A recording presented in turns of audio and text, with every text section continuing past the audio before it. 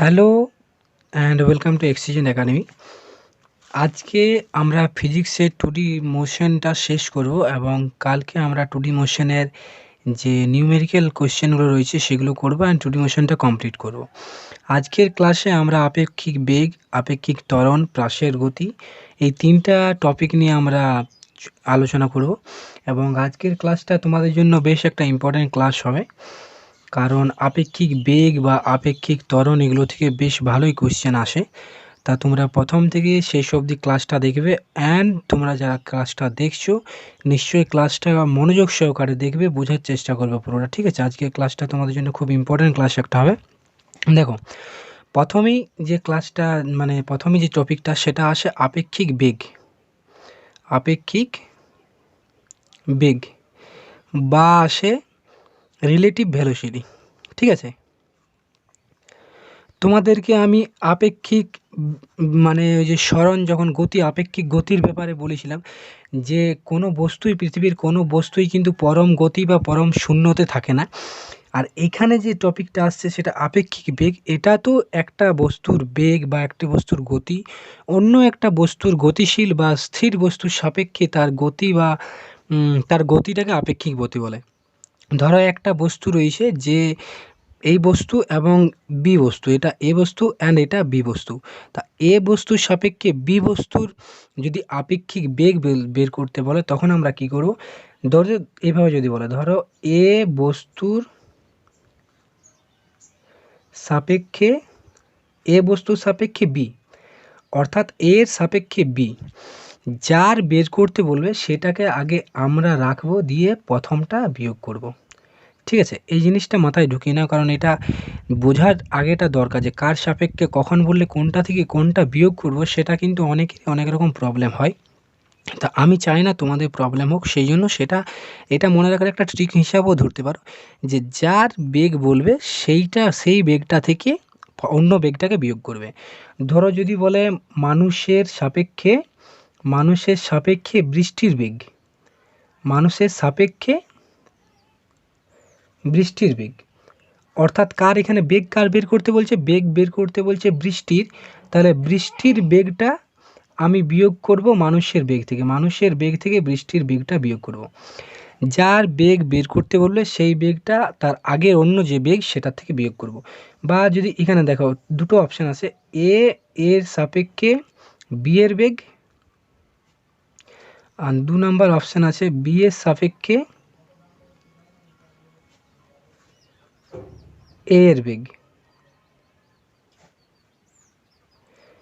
যখন এর সাপেক্ষে বি এর বেগ বলে, যার বেগ বের করতে বলবে সেইটাকে আগে আনবো, অর্থাৎ বি মাইনাস এ, এটা হয়ে গেল বি এর সাপেক্ষে এ এর বেগ, এবং বি এর সাপেক্ষে, আর এটা হয়ে গেল এর সাপেক্ষে বি এর বেগ এবং বি এর সাপেক্ষে এ এর বেগ, অর্থাৎ যার বেগ বের করতে বলেছে সেটাকে আগে লিখবো, দেন অন্যটাকে বিয়োগ করব। এইটা হয়ে গেল তোমার বি এর সাপেক্ষে এ এর বেগ, এবং এইটাকে রিপ্রেজেন্ট করা হয় ভি, যেটা আগে সেটা আগেই লিখে দিলাম, আর এইটা রিপ্রেজেন্ট করা হবে যেটা আগে সেটা আগে লিখে দিলাম। ঠিক আছে, তা মোটা জিনিসটা দাঁড়ালো, যার বেগ বের করতে বলবে, যার সাপেক্ষে যার বেগ বের করতে বলবে, অর্থাৎ যার বেগটা চাইছে সেটা আগে থাকবে আর যার সাপেক্ষে বলছে সেটা পরে থাকবে। আর এক্ষেত্রেও যার বেগ চাইছে সেটা আগে থাকবে এবং যার সাপেক্ষে সেটা পরে থাকবে। ঠিক আছে, এরপর ধরো যে আপেক্ষিক বেগ কাকে বলে? আপেক্ষিক বেগ বলতে একটা বস্তু, গতিশীল বস্তুর সাপেক্ষে আরেকটা বস্তুর যে বেগ বোঝায় সেটাকে আপেক্ষিক বেগ বলে। ধরো একটা বস্তু এ বস্তু, এটা এ বস্তু, ঠিক আছে? এটা 30 কিমি বা 50 কিমি পার আওয়ার বেগে এই মুখে যাচ্ছে, এবং আরেকটা বস্তু একই মুখে যাচ্ছে কিন্তু ওর গতিবেগ 20 বা আমি ধরছি 80 কিমি পার আওয়ার।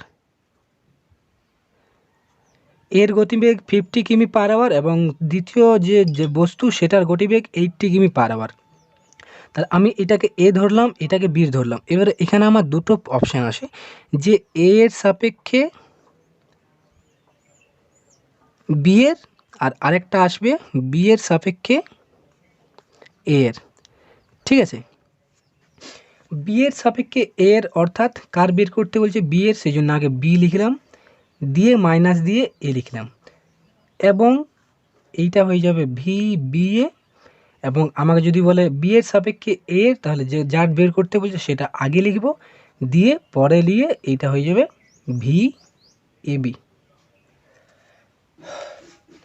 ঠিক আছে, এরপর এর সাপেক্ষে বি এর বেগ কত বেরোবে, এর সাপেক্ষে বি এর বেগ কত বেরোবে বি মাইনাস এ, অর্থাৎ তাহলে যখন বি এর সাপেক্ষে বি এর বের করতে বলছে এর সাপেক্ষে বি এর, তখন বি মাইনাস এ হচ্ছে, অর্থাৎ বি মাইনাস এ, অর্থাৎ 80 মাইনাস 30।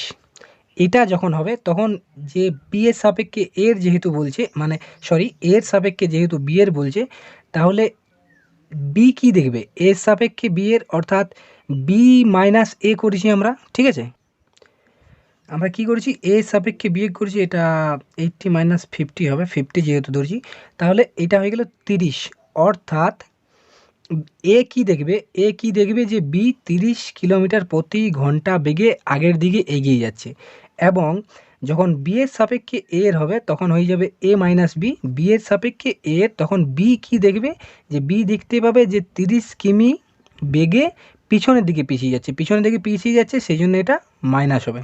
ঠিক আছে, কোনো অসুবিধা নেই। এরপর দেখো নেক্সট যেটা অপশান আসে, ধরো একটা বস্তু এই অভিমুখে যাচ্ছে, এই অভিমুখে ইউ গতিবেগে যাচ্ছে ইউ, এবং এই অভিমুখে একটা বস্তু যাচ্ছে ভি গতিবেগে। ঠিক আছে, এরপর এদের যদি আপেক্ষিক বেগ যদি বের করতে বলে, বা আপেক্ষিক বেগ যদি ভেলোসিটি, রিলেটিভ ভেলোসিটি যদি বের করতে বলে, তাহলে আমাকে এইটা ধরো এ বস্তু এবং এইটা বি বস্তু, আমাকে যদি বলে এ এর সাপেক্ষে বি এর, আমাকে যদি বলে এ এর সাপেক্ষে বি এর যদি বলে, তার মানে বি এর বের করতে বলছে, সেই জন্য বি মাইনাস এ, অর্থাৎ ভি বি এ। ঠিক আছে, এত দূর অবধি বুঝতে পেরেছো। এর সাপেক্ষে বি এর মাইনাস এ বলে বলেছি তোমাদেরকে, ভেক্টরের ক্ষেত্রে মাইনাস বলে কিচ্ছু হয় না, সেটা মাইনাসটা যেটা সেটা প্লাস হয়ে যায়, অর্থাৎ প্লাস অফ মাইনাস এ, অর্থাৎ এর যে গতিবেগ এ যেটা আছে সেটার অপোজিট গতিটা আমাকে নিতে হবে। আগের দিন যখন মাইনাসের সূত্র ভেক্টরে বিয়োগ করাচ্ছিলাম তখন বলেছিলাম ভেক্টরে বিয়োগ বলে কিছু হয় না, ভেক্টরে যেটা যোগেই করতে হয়, কিন্তু যদি কোনো বস্তুর মানে গতিটা বিয়োগ করতে হয় ভেক্টরের ক্ষেত্রে সেটার অপোজিটে আমাকে ধরতে হয়। ঠিক আছে, তাহলে এখানে বলছে এর সাপেক্ষে বি এর গতি, এর সাপেক্ষে বি এর যদি আপেক্ষিক গতি বের করতে বলে, রিলেটিভ এটা। ঠিক আছে, আপেক্ষিক গতি বের করতে পারে, তাহলে বি মাইনাস এ লিখলাম, এবং এটাকে রিপ্রেজেন্ট করলে ভি বি এ দিয়ে রিপ্রেজেন্ট করলাম। এরপর বি মাইনাস এর জায়গায় আমি প্লাস দিয়ে মাইনাস এ লিখবো, এবং মাইনাস এর জায়গায় এর যে অপোজিট বেগ, তাহলে এর এই অভিমুখে যাচ্ছে এর অপোজিট, অর্থাৎ এ অভিমুখে হয়ে যাবে, এইটা হয়ে যাবে মাইনাস ইউ, এবং এইটা যদি মাইনাস ইউ হয়ে যায় তখন এর যে রিলেটিভ বেগটা আপেক্ষিক গতিটা সেটা হয়ে যাবে এই অভিমুখে, এইটা হয়ে যাবে ওর আপেক্ষিক গতি, অর্থাৎ ডব্লিউটা হয়ে যাবে ওর আপেক্ষিক গতি। ঠিক আছে, কোনো অসুবিধা নেই। অ্যান্ড আপেক্ষিক গতিটা রিপ্রেজেন্ট করা হয় এই সূত্র দিয়ে, দেখো V square plus U square minus 2 V U cos alpha, এই সূত্র দিয়ে রিপ্রেজেন্ট করা হয়। এবং এর যদি কোনটা থিটারা বের করা হয়, সেই টেন থিটারা বের করা হয় U sine alpha by V minus U cos alpha, এইটা থেকে। এইটা খুব তোমরা মনে রাখবে, এইটার বেশি সূত্র লাগে, এইটা সূত্রটা ডব্লিউ সময় root over of V square plus U square minus 2 V U cos alpha. দেখো যখন তোমাদের লব্ধি করেছিলাম তখন এইটা প্লাস হয়ে গেছিলো, অন্য কিচ্ছু ছিল না। যখন লব্ধি বের করছিলে তখন লব্ধির ক্ষেত্রে এটা প্লাস ছিল, এইটা যেমন কাজ সেরকমই ছিল, কিন্তু এইটা ছিল প্লাস, কিন্তু যখন আপেক্ষিক বেগ বের করতে বলো তখন এইটা মাইনাস হয়ে যাচ্ছে, এইটুকু পার্থক্য, অন্য কিচ্ছু পার্থক্য নেই, সেম এটা তো প্লাসের জায়গায় মাইনাস। অ্যান্ড সূত্রতে তোমরা যখন আপেক্ষিক বেগের ক্ষেত্রে যখন থিটা বের করবে তখন সেটা লম্ব বাই ভূমির যেটা সেটা ধরলেই হয়, এই জিনিসটা নিয়ে মাথা ঘামানোর দরকার নাই। ঠিক আছে, এটা নিয়ে ফালতু মাথা ঘামানোর কিচ্ছু দরকার নেই। এরপর দেখো নেক্সট তোমাদের অপশন যেটা আসে, একটা ধরো এইরকম যে এক ব্যক্তির ওর বেগ আমি ধরলাম ভি, সেটা ওর বেগ 30 কিমি পার আওয়ার, সেটা উত্তর অভিমুখে। ঠিক আছে, এটা উত্তর দিকে, ওটা উত্তর দিকে, আমি দেখো একেবারে ছবিটা এঁকে বোঝাচ্ছি, ধরো উত্তর দিকে ওর আছে যেটা এই বেগটা ভি না দেখে আমি যদি এ করছি, অর্থাৎ এটা ওর ভি এ, এটা উত্তর দিকে 30 কিমি পার আওয়ার, এবং আরেকটা যেটা বস্তুর আরেকজনের গতিবেগ এই অভিমুখে অর্থাৎ পূর্ব অভিমুখে 50 কিমি পার আওয়ার, ঠিক আছে, 50 কিমি পার আওয়ার এই অভিমুখে, এবং সেটাকে আমি রিপ্রেজেন্ট করছি ভিবি দিয়ে। এই ক্ষেত্রে যখন আমি কি করব যে এ এর সাপেক্ষে বি এর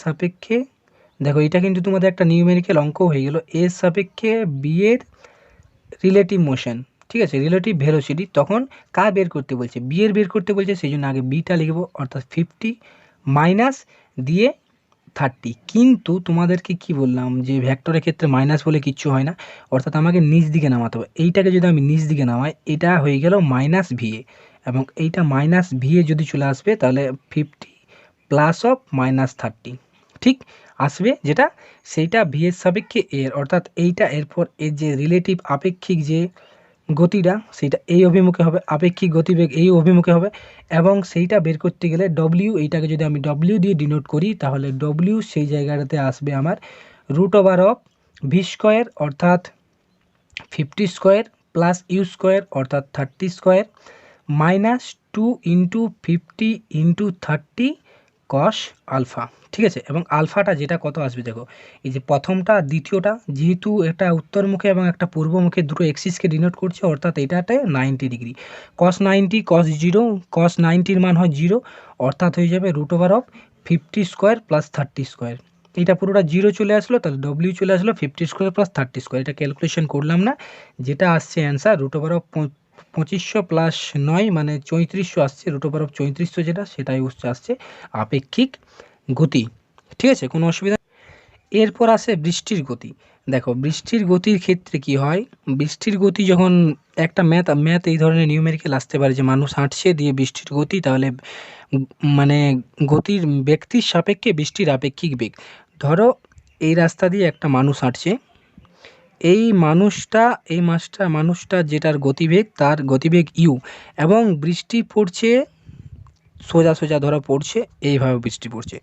এরপর ব্যক্তিটা এই অভিমুখে হাঁটছে পূর্ব অভিমুখে, এবং এইটা যাচ্ছে দক্ষিণ অভিমুখে, ঠিক আছে। এর আপেক্ষিক বেগ যেটা, এর আপেক্ষিক বেগটা ধরো আমি বললাম মানুষের সাপেক্ষে বৃষ্টির, অর্থাৎ মানুষের সাপেক্ষে বৃষ্টির, তাহলে আমি কি করব, যার বের করতে বলছে সেইটাকে আগে লিখব, অর্থাৎ বৃষ্টি মাইনাস মানুষ, ঠিক আছে। তাহলে বৃষ্টি কত, বৃষ্টি হচ্ছে তোমার ভি মাইনাস মানুষ কত, কিন্তু মাইনাস হয় না ভেক্টরের ক্ষেত্রে, তাহলে আমাকে লিখতে হবে মাইনাস ইউ, অর্থাৎ মানুষের যে বেগটা আমাকে পিছন দিকে নিতে হবে, কিচ্ছু অসুবিধা নেই, মানুষের বেগটা মাইনাস ইউ এই অভিমুখে। এরপর মানুষটা যে হাঁটছিল, তাহলে এদের যে আপেক্ষিক বেগটা সেটা আপেক্ষিক গতিটা এই অভিমুখে চলে আসবে, অর্থাৎ ডব্লিউটা আসবে এই অভিমুখে, ঠিক আছে। এবং ডব্লিউটা বেরোবে root over of V square plus U square. এই ক্ষেত্রে একটা জিনিস মনে রাখবে যে এই ক্ষেত্রে যে 2 আলফা, এই 2 ভি কস আলফার যে সূত্রটা, V square plus U square minus 2 cos আলফার যে সূত্রটা ভি ইউ কস আলফা, সেই সূত্রটা বৃষ্টির ক্ষেত্রে প্রযোজ্য হয় না। বৃষ্টির ক্ষেত্রে নর্মাল যেটা হয় আপেক্ষিক গতিবেগ, সেটা হয় ডব্লিউ সমান root over of V square plus U square. যদি তোমাদেরকে কেউ পড়িয়েছে যে কস আলফা দিয়ে, সেটা কিন্তু ভুল জিনিস, ঠিক আছে। এবং টেন থিটা সমান হবে ইউ বাই ভি, অর্থাৎ যেহেতু ইউ লম্ব বাই ভূমি, ঠিক আছে, টেন থিটা কী হয় লম্ব বাই ভূমি, সেই জন্যই বললাম যে এই যে টেন থিটাটা যেটা, সেটাতে তোমাদের এই সূত্রটা বেশি খাটে না, লম্ব বাই ভূমি সূত্রটা দেখলেই তোমরা থিটার মানটা বের করে নিতে পারবে। তাহলে এই ক্ষেত্রে যে বৃষ্টির গতিবেগটা এইটুকুর মধ্যেই হয়ে গেল, বৃষ্টির গতিবেগ নিয়ে অত বেশি লাফালাফি করার দরকার নেই, বৃষ্টির গতিবেগটা কোনো মানে নেই, জিনিস বলতে গেলে কিছুই নেই, মানুষের গতিবেগ এই মুখে যাচ্ছিলো, বৃষ্টি পড়ছিলো এই অভিমুখে।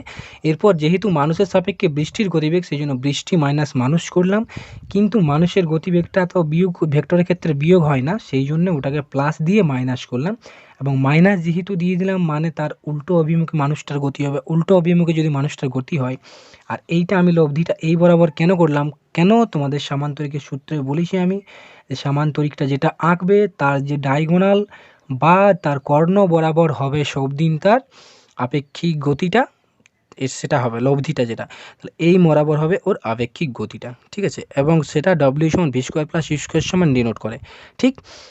এবং টেন থিটার সমান হয় ইউ বাই ভি, যেহেতু এটা লম্ব এবং এইটা ভূমি, ঠিক আছে। এই ক্ষেত্রে টেন থিটার ক্ষেত্রে লম্ব বাই ভূমি এটা, ঠিক আছে, কোনো অসুবিধা নেই। এরপর আরেকটা যে তোমাদের মানে পয়েন্ট আসে, সেটা আসে রিলেটিভ অ্যাক্সিলারেশন অর্থাৎ আপেক্ষিক ত্বরণ। দেখো, আপেক্ষিক গতিবেগটা যেমন করলে সেরকম আপেক্ষিক ত্বরণটাও সেম জিনিস, বা আপেক্ষিক বেগটা যেটা করলে সেম একই জিনিস, কোনো পার্থক্য নেই। অর্থাৎ একটা বস্তু যদি এই অভিমুখে 30 কিমি পার আওয়ার, আপেক্ষিক যে কি হয়, ত্বরণ সমান কি হয়, ত্বরণ সমান হয় বেগ বাই সময়, অর্থাৎ ভি বাই টাইম, ঠিক আছে। বেগ বাই সময় হয়, সেটা হয় বেগ বাই যে সময়, সেটাকে ত্বরণ বলে, ঠিক আছে। তাহলে মানুষটা মনে করো যে 30, যেটা এটা ত্বরণটা 30 ত্বরণ নিয়ে চলছে, মিটার পার সেকেন্ড স্কোয়ার সময় নিয়ে যাচ্ছে, এবং আরেকটা যে বস্তু সেটা মনে করো একই অভিমুখে বা এই অভিমুখে 20 মিটার পার সেকেন্ড স্কোয়ার নিয়ে যাচ্ছে। অর্থাৎ এরপর এইটা এ এবং এইটা বি, আমি যদি বলি এ এর সাপেক্ষে বি এর বলি, তাহলে এ এর সাপেক্ষে বি এর আপেক্ষিক ত্বরণ রিলেটিভ অ্যাক্সিলারেশন কার বের করতে বলছে, বি এর যেহেতু বের করতে বলছে, সেই জন্য বি মাইনাস এ, ঠিক আছে। কিন্তু ভেক্টরের ক্ষেত্রে মাইনাস হয় না, সেই জন্য প্লাস দিয়ে মাইনাস 30 করতে হবে, এবং -30 অর্থাৎ তার উল্টো অভিমুখে হয়ে যাবে, -30 উল্টো অভিমুখে হয়ে যাবে। এরপর যদি আমি একটাকে সামান্তরিক আঁকি, তাহলে আপেক্ষিক যেটা সেটা এই বরাবর হয়ে যাবে, এইটা হয়ে যাবে ডব্লিউ, ঠিক আছে। এবং সেটা যেটা, সেই ডব্লিউটা রিপ্রেজেন্ট করছে ওর আপেক্ষিক ত্বরণকে, ঠিক আছে। এবং আপেক্ষিক ত্বরণ যেটা, সেটা যে এই সূত্র নর্মাল যেটা আগের তোমাদের আপেক্ষিক বেগের ক্ষেত্রে যে সূত্রটা করালাম, সেই সূত্রর মধ্যেই পড়ছে, অর্থাৎ V square plus U square minus 2 VU cos alpha, এই সূত্রের মধ্যেই পড়ছে।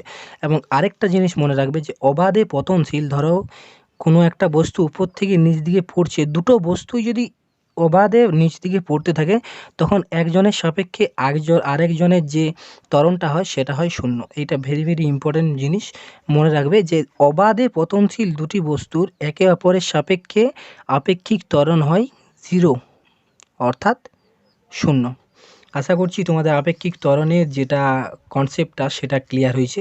একটা জিনিস তোমাদেরকে বারবার বলছি, যে ভেক্টরের ক্ষেত্রে মাইনাস বলে কিছু হয় না, প্লাস দিয়ে মাইনাস করে তার উল্টো গতিতে বসাতে হয়, অন্য কিচ্ছু নয় ত্বরণের ক্ষেত্রে, ঠিক আছে, মানে এই ভেক্টরের ক্ষেত্রে। বাকি সিম্পল জিনিস, যেমন জিনিস সেরকমই। আর এই ম্যাথগুলো যেগুলো আছে, যদি কারো খুব বেশি অসুবিধা হয় অঙ্ক নিয়ে, তোমাদের কিচ্ছু প্রবলেম নেই, এই যে অঙ্কগুলো করছো না, তোমরা শুধু একটা জিনিস মনে রাখবে, যে ভেক্টরের ক্ষেত্রে মাইনাস মানে হয় তার উল্টো দিকে। এবার উল্টো দিকে যখন গতি হয়ে গেল, তাহলে তো আপেক্ষিকটা বের করতে কোনো অসুবিধা নেই, আপেক্ষিকটা করে নিয়ে √ওভার V square plus U square minus 2 VU cos alpha, সেই সূত্রটা চলে গেলো, তাহলেই তো শেষ হয়ে গেল, আর তো কিছু অসুবিধা নেই, ঠিক আছে।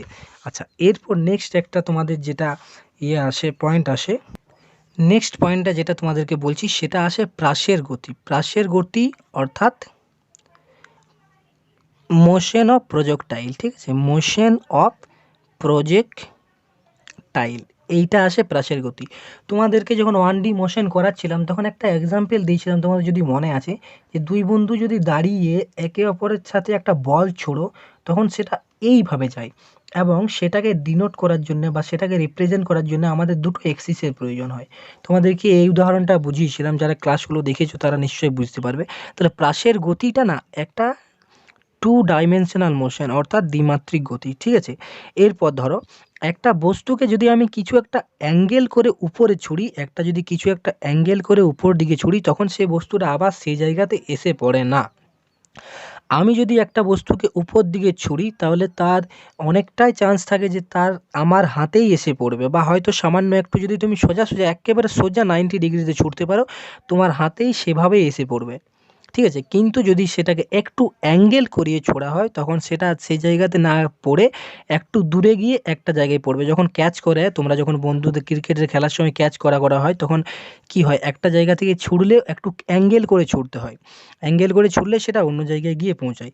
এবং এটার কয়েকটা অপশান আছে, যে এই যে ছুটলো এখান থেকে, সেটাকে যদি আমি ও ধরি এবং এইটাকে যদি বি ধরি, এই রাস্তা দিয়ে ধরো যাচ্ছে এবং এইটা ওর হাইয়েস্ট পয়েন্ট, অর্থাৎ এই পয়েন্টটা তো সর্বোচ্চ উচ্চতায় ছিল এবং এইটা ওর মিডিল পয়েন্ট, এইটাকে আমি মিডিল পয়েন্ট যদি ধরি এবং মিডিল পয়েন্ট এটা ধরলে এই পুরো রাস্তাটাও গেছে, ওর সরণ কতটা হয়েছে, এতটা হয়েছে, কিন্তু ওর দূরত্ব কতটা গেছে, এতটা। দেখো এখানেও কিন্তু সরণ দূরত্ব চলে এলো, এখানে ওর সরণ হয়েছে ও থেকে ও বি এবং কিন্তু ওর দূরত্ব এইটা গেছে। এরপর এখানে চারটা মানে অপশান আছে, একটা আসে প্রক্ষেপ বিন্দু বা পয়েন্ট অফ প্রজেকশন, পয়েন্ট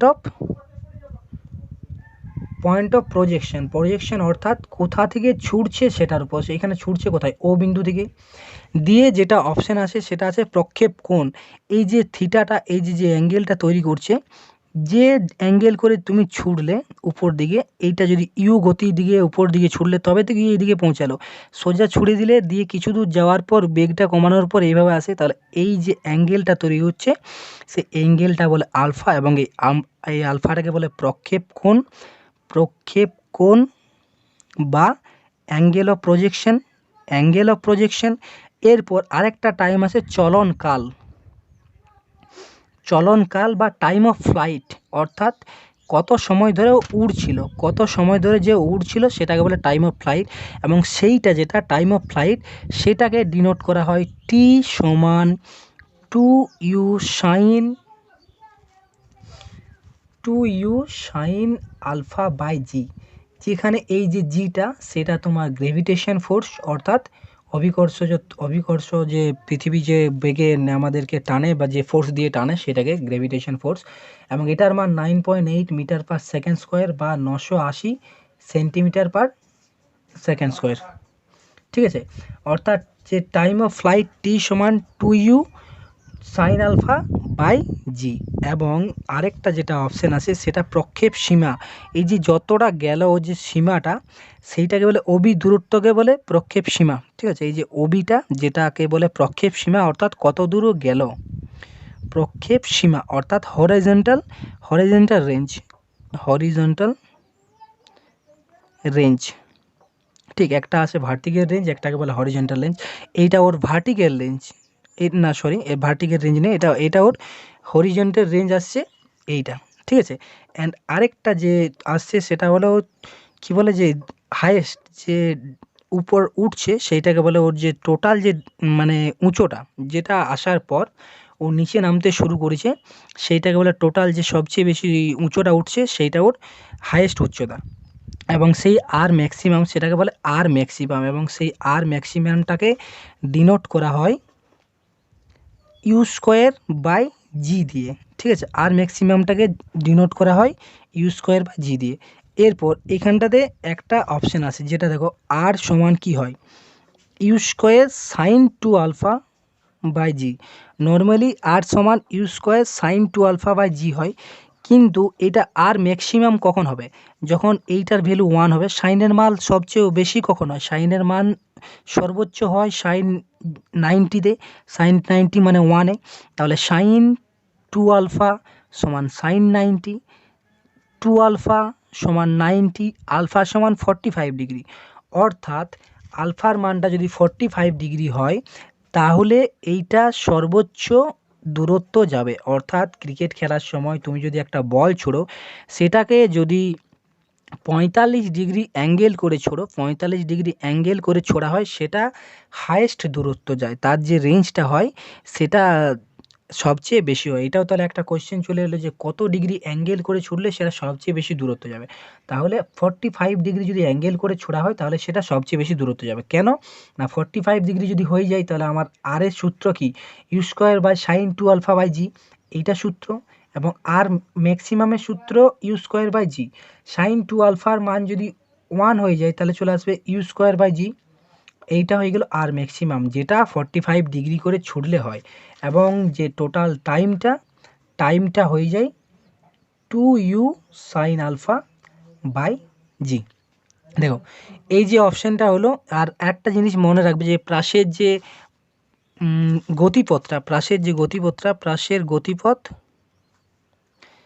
প্রাসের গতিপথটা হয় অধিবৃত্তাকার। ঠিক, অধিবৃত্তাকার অর্থাৎ প্যারাবোলা হয় ওদের যে এইটা, এই যে এইখান থেকে দূরত্ব থেকে এইখান থেকে উঠছে এবং এই যে দূরত্ব থেকে এই যে এটা একটা প্যারাবোলা। ক্লাস 11-এ তোমরা যখন বৃত্ত করেছো তখন করেছো প্যারাবোলা, ঠিক আছে? তাহলে প্রজেক্ট অফ মোশনের মধ্যেও প্রজেক্টাইল মোশনের মধ্যেও কোনো অসুবিধা রইল না। কয়েকটা যে প্রজেক্টাইল মোশনের সামান্য একটা অপশন যে মনে রাখার জিনিস, সেটা আর ম্যাক্সিমাম কততে হয়, যেটা হয় 45 ডিগ্রিতে, এবং আর ম্যাক্সিমামের সূত্র হয় u²/g, এবং নর্মাল আর এরটা যেটা রেঞ্জটা সেটা হয় u²/sin2α/g। এবং যে টাইমটা টোটাল যে প্রক্ষেপ টাইমটা, ঠিক আছে, চলনকাল বা উদ্ধৃতিকাল কত সময় ধরে ও আকাশে ছিল বা উপরে ছিল, সেটা হয় 2u sin α/g।